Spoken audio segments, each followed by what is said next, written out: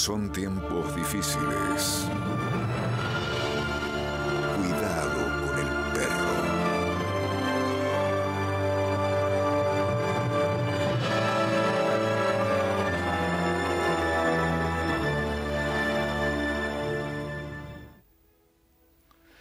¿Qué tal? ¿Cómo andamos? Buenas noches. A orillas de la medianoche nos encontramos con la sensibilidad más abierta, los sentidos más agudizados, después del vértigo del día, después del estrés del día, después del momento que vive el mundo y bla, bla, bla, bla, bla. Estamos acá relajaditos, con ganas de charlar con un gran amigo, un hombre con mucho talento.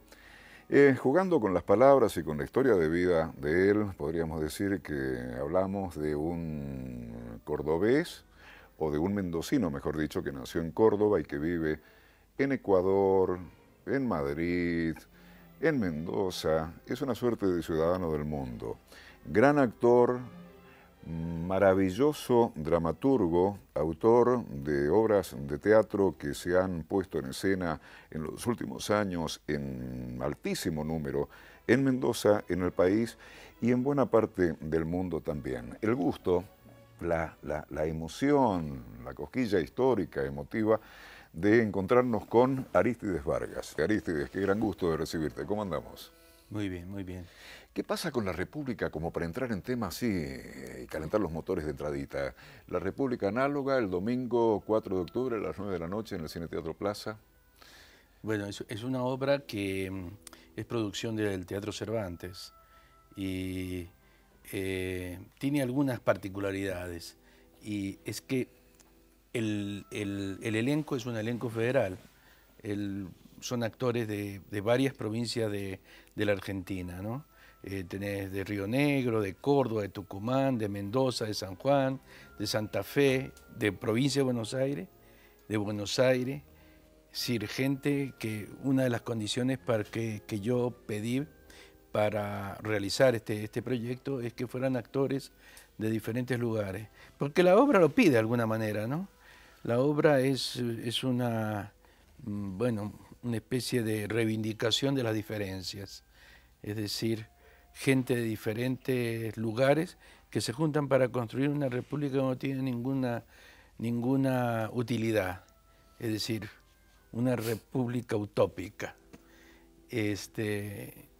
Y a medida que la construcción de esa república se va sucediendo, parece que estos personajes incurren en los mismos errores para construir una república utópica que los mismos errores como para construir una república real. Entonces, yo siempre la escribí y la consideré una comedia, ¿no? Pero una comedia en el mejor sentido molièresco, ¿no? Que dice que las comedias son intelectuales, que el género de comedia es un género intelectual porque te permite ver lo que no quisiera que te pase a vos en la vida real y en la vida concreta, ¿no? En tu vida cotidiana. Entonces las comedias te ven a personajes inconscientes, mientras que vos como espectador te mantenés consciente.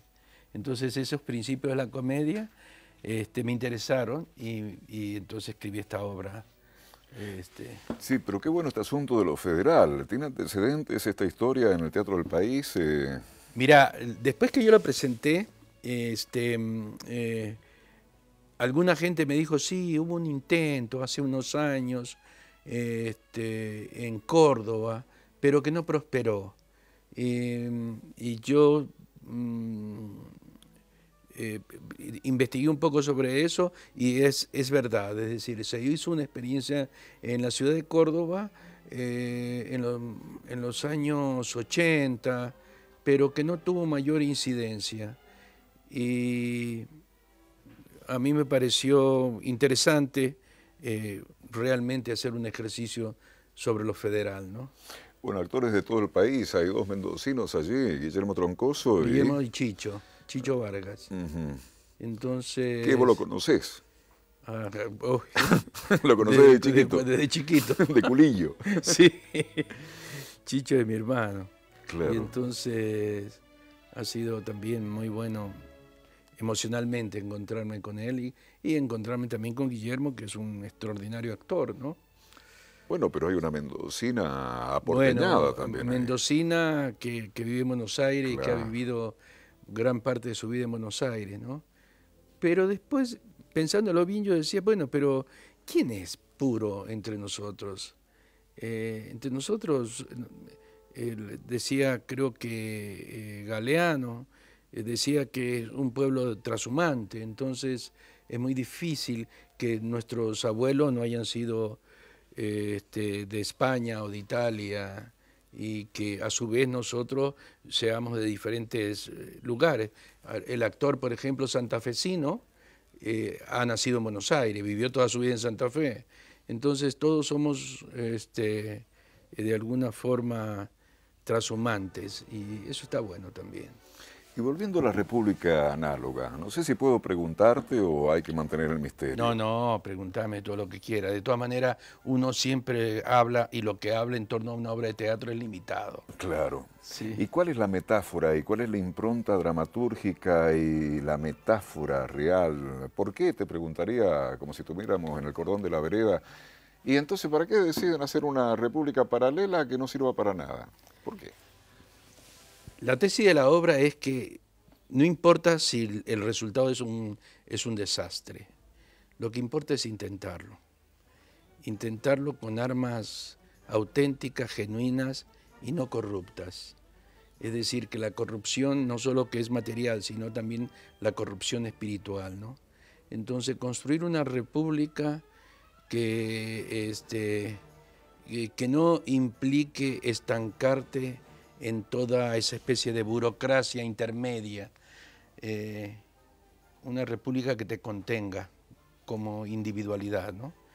Y en ese sentido, la tesis de la obra es que de toda forma es importante volver a intentarlo siempre. ¿Y se puede fantasear con una república, no república teatral? Este, sí, claro. El teatro solo muestra mecanismos de la vida, ¿no?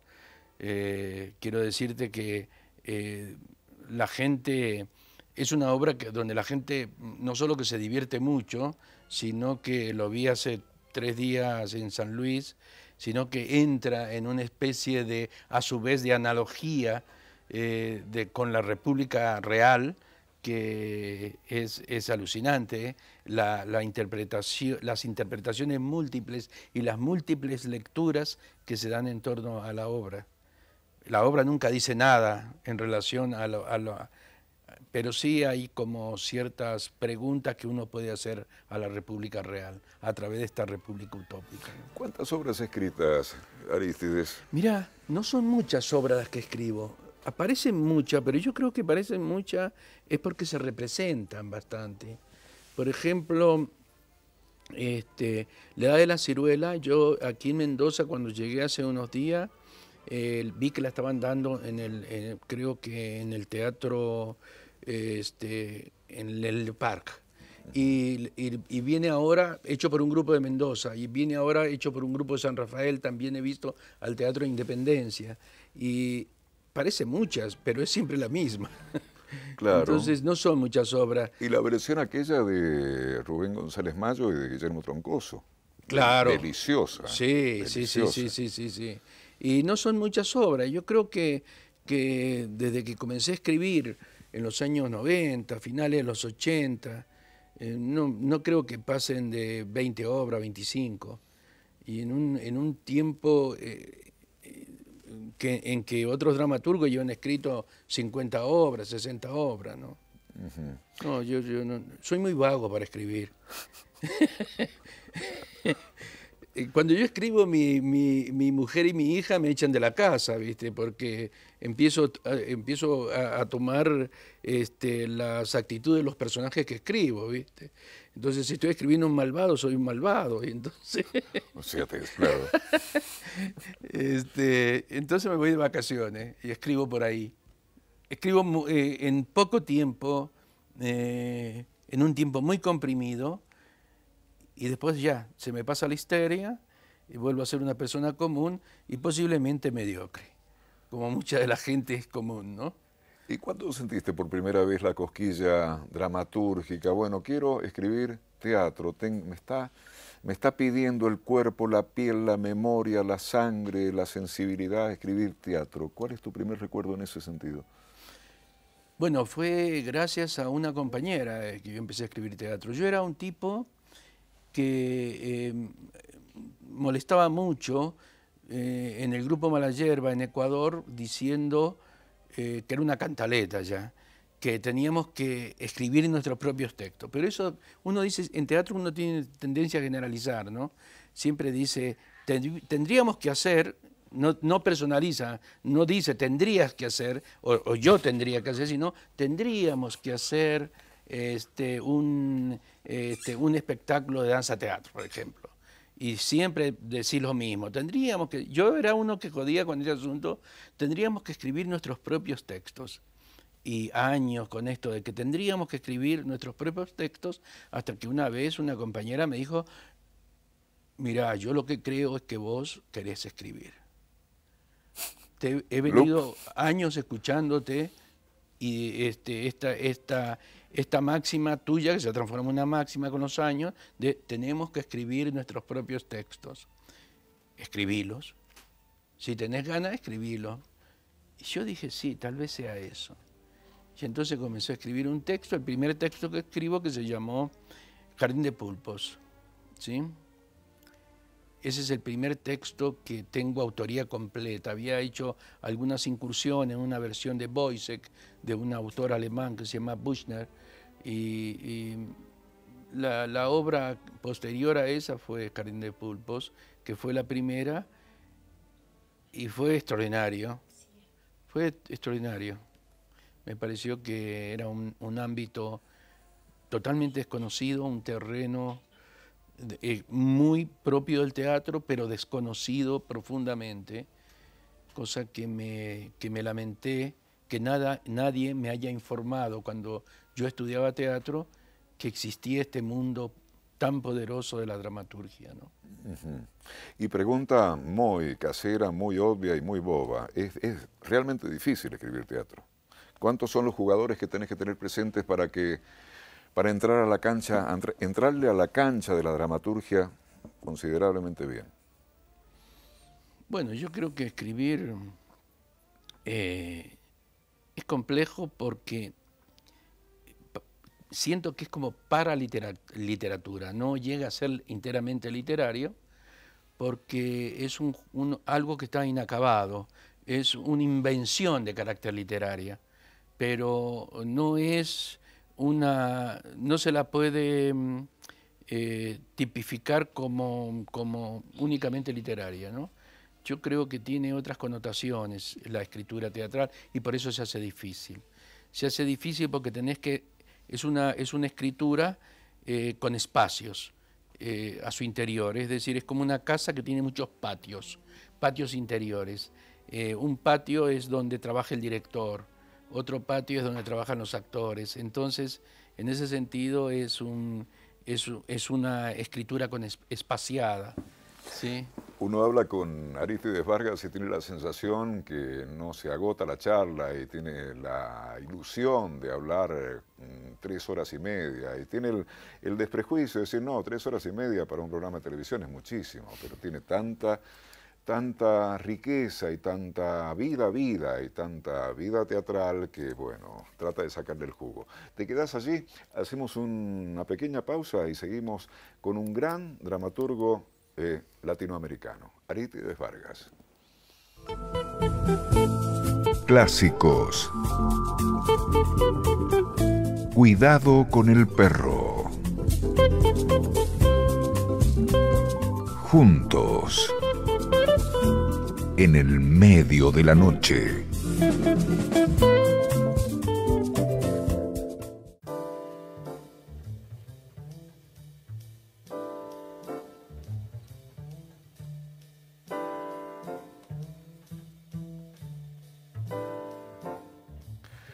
El Bobby de Cuidado con el Perro mueve la cola hoy porque está con nosotros Arístides Vargas. Me olvidé en la presentación de decir que recibió Arístides en un doctorado honoris causa de nuestra querida, amada Universidad Nacional de Cuyo el año próximo pasado. Contanos un poquito qué despertó en vos eso. Bueno, para mí fue una suerte de reparación emocional importante. Vos sabés que yo estudiaba en la escuela de teatro cuando estaba en la calle Las Heras y estaba terminando de cursar primer año, iba a comenzar a cursar segundo año cuando sucedió toda la hecatombe política y violenta de la Argentina de los años 70, ¿no? De los mediados de los 70.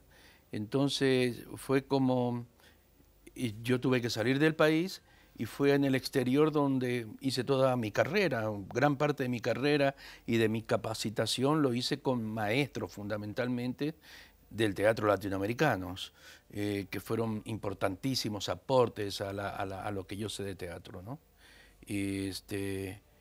Pero siempre sentí ese vacío que creó la irrupción violenta de la dictadura en aquellos años y en mi carrera, porque mi vida hubiese sido otra. Fue cambiada violentamente y que me restituyeran el honoris causa para mí es haber terminado aquella carrera.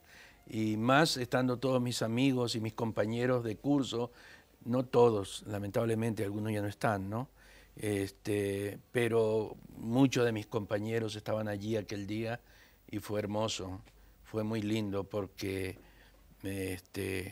pienso que aquella generación fue brutalmente sacada de su cauce y siempre que haya acto de restitución, ya sea emocional, moral o ética, es importante, me parece. Aristides, bueno, tomemos un vino para que el espectador no piense que es de utilería el vino.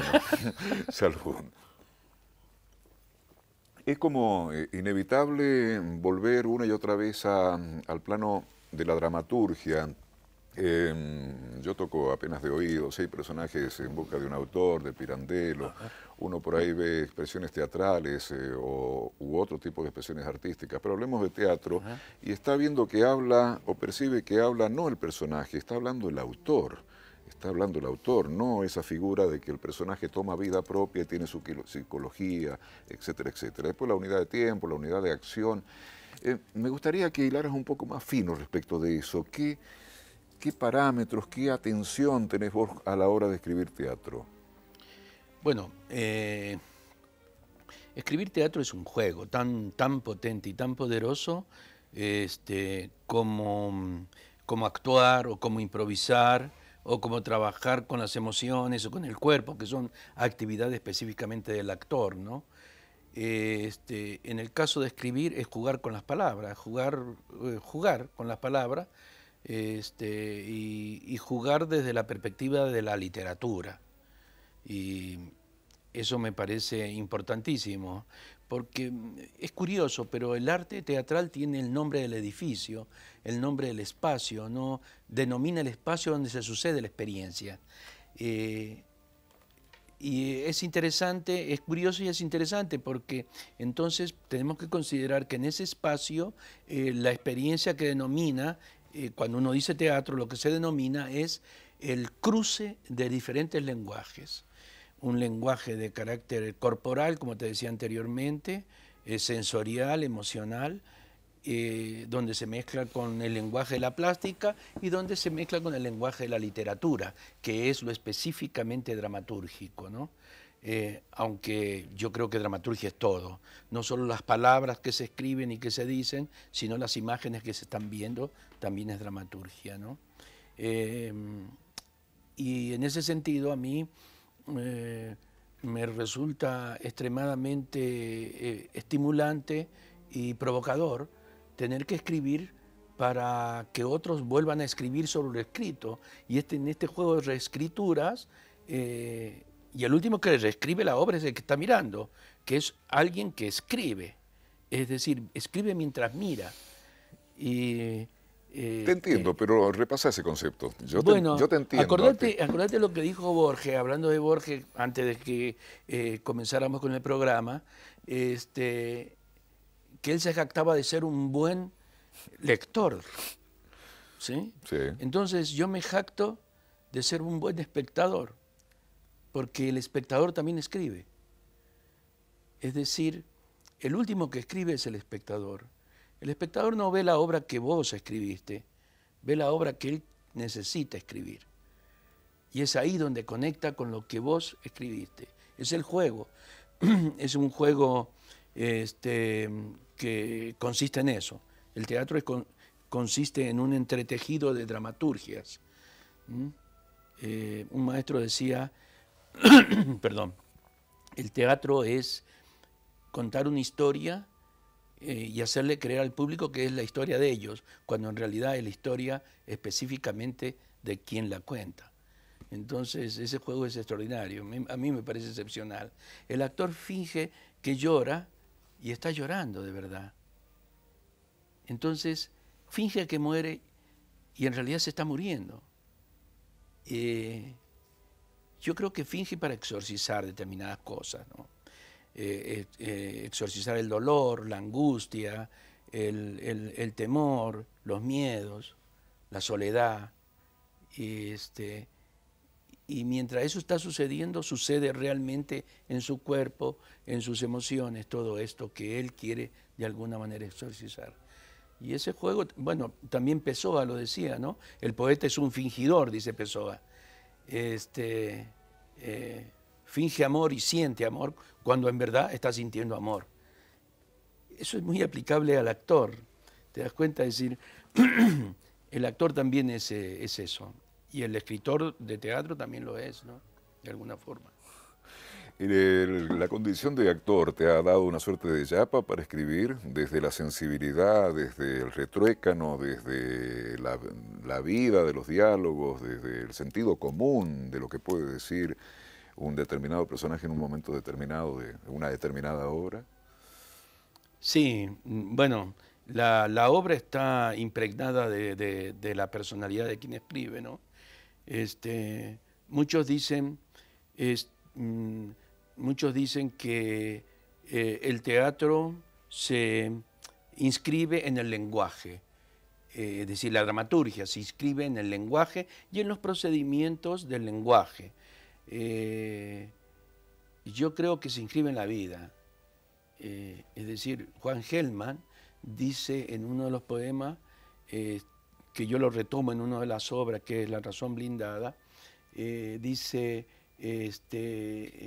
todo el material poético nace en la realidad, no nace en el lenguaje, que es un tecnicismo, nace en la realidad, en lo que te pasa en la realidad. Y la dramaturgia también es un poco eso. Uno escribe lo que le pasa en la realidad y lo que guarda la memoria, fundamentalmente. Yo creo, en lo personal, que comencé a escribir para reconstruir ciertos episodios inacabados en mi memoria. Y en afán de reconstruir eso, fui escribiendo e inventando obras, porque evidentemente habían vacíos en mí. Esto es muy psicológico, parece, pero... ¿No? O muy simple. O muy sencillo, ¿no? Sí. Sí, sí. Y en tu impronta dramatúrgica hay una relación con lo que decías anteriormente, inevitablemente, el momento que vivió el país, mediados de los 70, hay mucho de eso. Sí, bueno, es uno de los temas, ¿no? Es uno de los temas recurrentes, justamente porque es uno de los temas que no se han saldado. Es uno de los temas que todavía no se cierran. Yo creo que no se cierran no solo en nosotros, sino también en el país no se cierran, ¿no? Creo que vivimos en un país donde tenemos que necesariamente concatenar una cosa con la otra para poder entenderlo. Es decir, tenemos que concatenar el presente con el pasado. Hay una película que se llama Memorias del Subdesarrollo, de un cubano, una película antigua, en blanco y negro. La película comienza donde un personaje dice: el subdesarrollo es la imposibilidad de conectar una cosa con la otra. Se refiere a hechos históricos. El subdesarrollo es la imposibilidad de conectar una cosa con la otra. Cuando se rompe esa conexión es que vivís en el subdesarrollo. El subdesarrollo no es únicamente un estado económico, también es un estado mental, un estado emocional o un estado espiritual, ¿no? Cuando no logras darte una respuesta en la continuidad histórica, ¿no? ¿Y cuándo se va a cerrar? Hay mucho tiempo democrático. ¿Cuándo se va a cerrar la relación con el pasado más traumático de nuestro país? ¿Se puede soñar con que se cerrará saludablemente alguna vez? Yo creo que es una paradoja y es muy difícil que se cierre. Yo hace unos años estuve en Berlín invitado a un festival en Alemania. Yo no conocía Berlín y por primera vez fui y me sorprendió porque Berlín es como un museo. Vos, cada cierta esquina hay información sobre lo que sucedió. Entonces es imposible olvidar porque vos te vas encontrando la historia en cada esquina. Y siento que es paradójico porque el olvido es parte de la memoria. Es como olvidar recordando. O la única forma del olvido es el recuerdo. Y en ese sentido es una paradoja y en ese sentido es muy difícil que se cierre. Se cerrará por una generación o por dos, pero siempre va a haber alguien que va a recordar un momento violento de este país que hace que los argentinos seamos de una manera y no de otra. Eso, y vuelvo otra vez a decirte con respecto a su desarrollo, ¿no? Cuando muchos de los móviles que hacen que la realidad sea como es ahora, está anclada en el pasado, ¿no? Eso es importante tenerlo en cuenta. Bueno, todo un dibujo político que parece un panfleto cuando uno habla así, pero alguien pensó malévolamente, no sé si está bien la palabra, Sí. En un dibujo político, decadencia cultural, juego mediático, condiciones sociales y culturales más negativas. No sucedió así porque sucedió. Exacto. No es un capricho y no es al azar, como de pronto aparecen los hechos como si fueran que somos así. No somos así. Hay un venezolano que se llama Herrera Luque, que tiene un libro de psiquiatría, no me acuerdo exactamente cómo se llama el libro, pero el libro comienza con un detalle de una pelea callejera vamos a decir, una ciudad de Venezuela. Imaginemos Caracas, una pelea callejera. Y los tipos empiezan a pelearse tan violentamente y a partir de ese hecho él empieza a ahondar a lanzar una hipótesis de carácter histórica, es decir, de cómo nace esa violencia cotidiana, callejera, y hunde sus raíces en el pasado, en la historia de Venezuela. Y es así. Nada sucede porque sucede, sino porque los hechos están relacionados de alguna forma. Claro. Romy nos hace así con la manito y eso, bueno, el viejo truco. Vamos a la pausa. Arístides Vargas, nuestro cuidado con el perro en la cucha televisiva del Bobby esta noche, enalteciendo nuestro programa. No te vayas.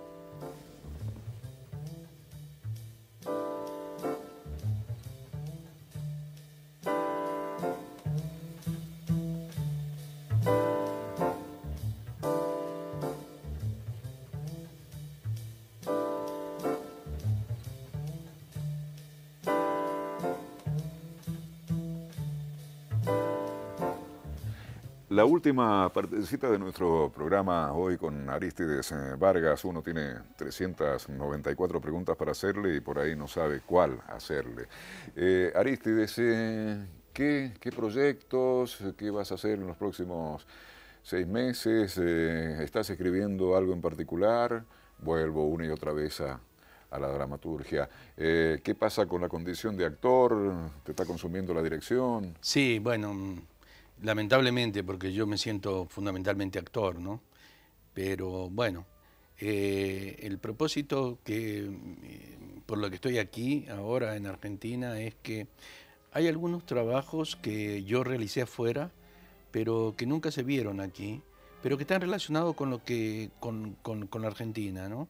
Uno de ellos es la República Análoga. Cuando yo escribí la República Análoga, no a pesar, sino no solo que escribí en torno a la historia de América Latina, sino fundamentalmente la historia argentina. Es decir, de alguna forma está presente cuando nombro a Sarmiento, cuando nombro a Belgrano o a San Martín. Es la historia que yo, con la que yo me alimenté, la historia que me formó. Y parece que la patria y los sentimientos patrios se ubican ahí, en los primeros años de la infancia y en la adolescencia, ¿no? Cuando uno... me pasó la otra vez que estaba mirando el Cabildo en Buenos Aires y decía, pero yo cuando estaba en sexto grado, en quinto grado, me parecía descomunal, pero esto no es nada, este es un cabildo, pero más que parece una casa, parece un conventillo más que un cabildo. Y claro, cuando era niño el cabildo estaba engrandecido por las palabras de los maestros, ¿no? Y eso le dotan de cierta espectacularidad histórica, imposible de olvidar.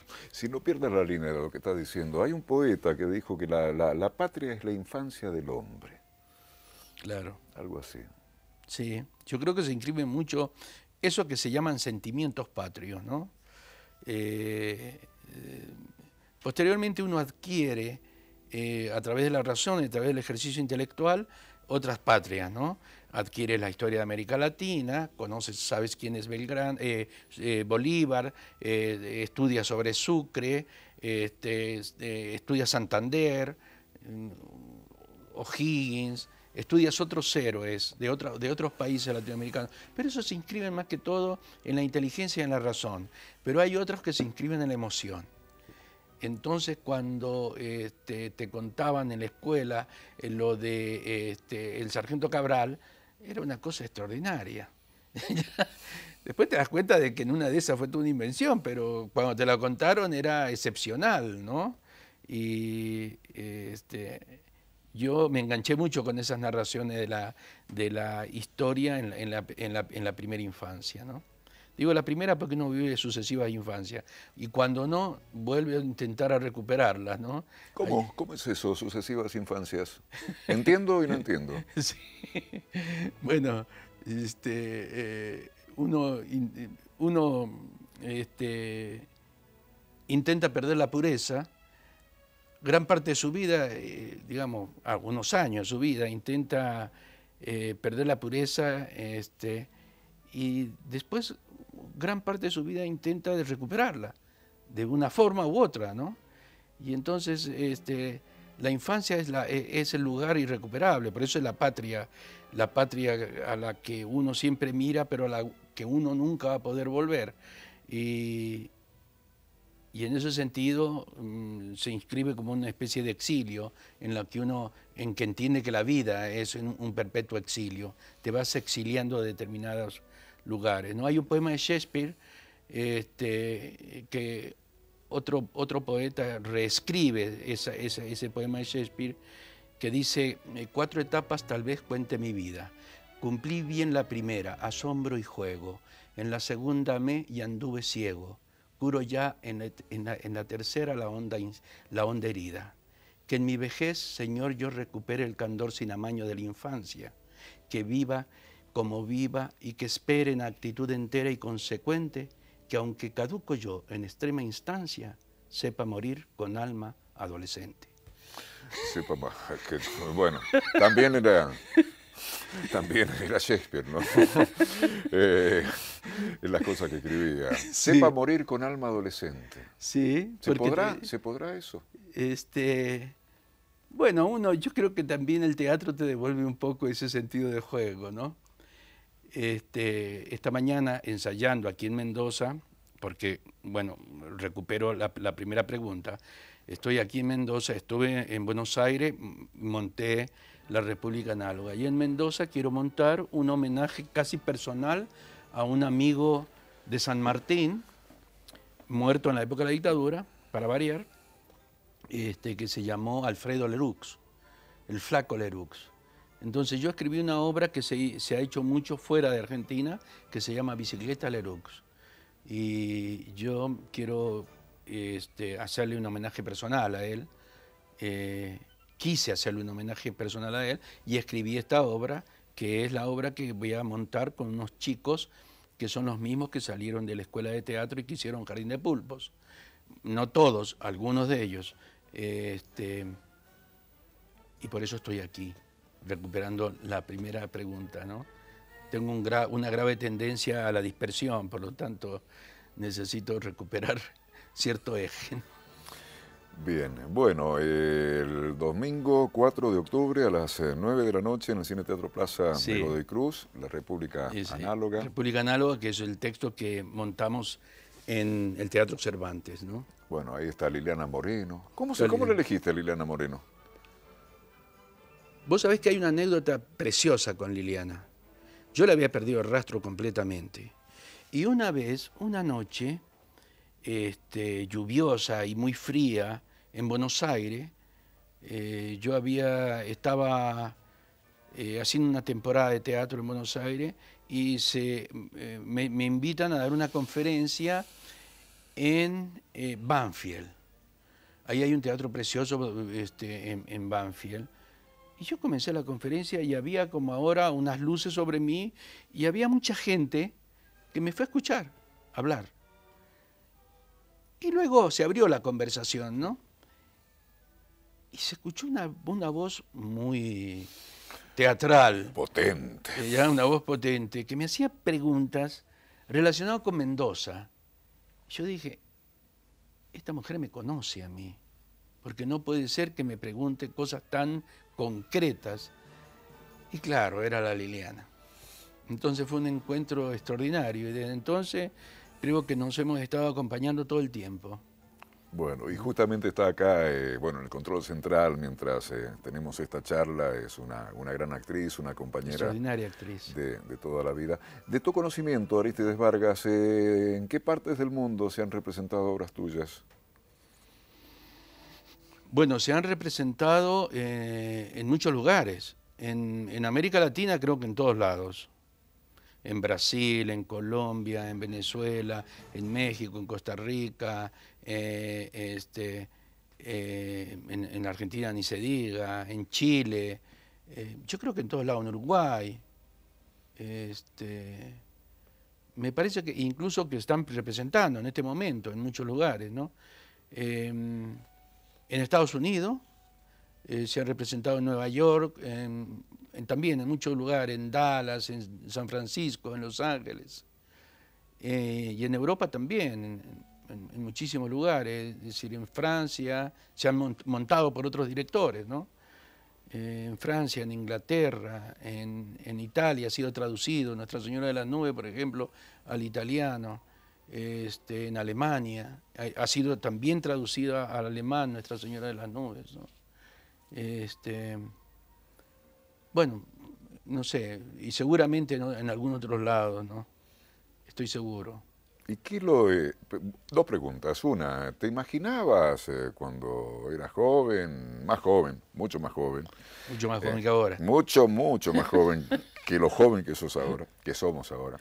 Si no nos automimamos y sostenemos el sentido del humor. ¿Te imaginabas a dónde ibas a llegar y esta proyección latinoamericana e internacional? ¿De algún modo? No. No, para nada. Para nada. Yo cuando salí de Argentina, aprendí 2 o 3 cosas, pero entre las cosas que aprendí es que la vida es azarosa, accidentada, y hay que aprender de eso. Hay que aprender que muchas de las cosas que te suceden en la vida surgen de una serie de imprevistos y no necesariamente de algo que pensaste. Que existe otro orden de las cosas, ¿no? Que el orden no es el orden que miramos y que vemos muchas veces extremadamente organizada, sino que hay una organización más amplia de las cosas, ¿no? Y nunca me imaginé, por ejemplo, que iba a escribir y que iba a poder comprarme una casa en Mendoza por el teatro y tener, un espacio teatral en Quito nuestro. No, yo nunca pensé eso. Me abandoné a la vida, como quien dice, y a ese orden imprevisto de la vida, ¿no? Abogado del diablo, si un muchachote que no ha visto nunca una obra de teatro viene y te pregunta si a boca de jarro y te dice, contéstame sin pensar, ¿para qué diablo sirve el teatro? ¿Qué le contestas? Es que las cosas no tienen que servir para algo, no es necesario que todas las cosas sirvan. Es decir, hay cosas que son, o por lo menos no tienen la utilidad concreta de lo que consumimos. Un pan sirve para saciar el hambre, una bicicleta sirve para rodar y para ir, pero hay cosas que no, en apariencia no tienen utilidad, pero sirven profundamente para la vida, porque nos enseñan cosas que a simple vista en la vida no lo vemos, y sirve para ensayar la vida, es decir, para que la vida no sea tan cruenta y tan cruel, y que podamos ensayar las claves que hacen que la vida sea de esa manera y no de otra, ¿no? Sirve para ensayar la vida. Bueno, Arístides, sin pudores, aunque suena a cursi, te queremos y te respetamos y te admiramos y te deseamos lo mejor. Salud y muchas gracias por habernos acompañado. Vení, nos vamos yendo, así dejamos nuestro espacio de imaginación. Bueno, Arístides Vargas, un gustazo. Bueno, gracias.